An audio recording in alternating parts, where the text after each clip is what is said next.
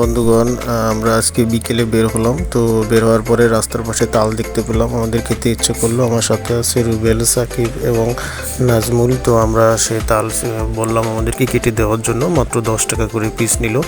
দেখেন ভাই কি সুন্দর করে কেটে আমাদেরকে দিচ্ছে এবং কাটার স্টাইলটা ছিল সত্যি অসাধারণ।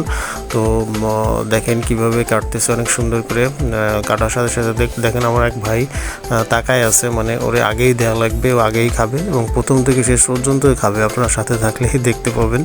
তো আমাদেরকে দিল এবং প্রচণ্ড গরম, আসলে এই গরমের ভিতরে এই খাবারটা ছিল অনেক অসাধারণ এবং খেতেও আমাদেরকে খুব ভালো লাগছিল, কারণ নরম এবং শক্ত এর মাঝামাঝি ছিল এই তালের যে শ্বাসটা।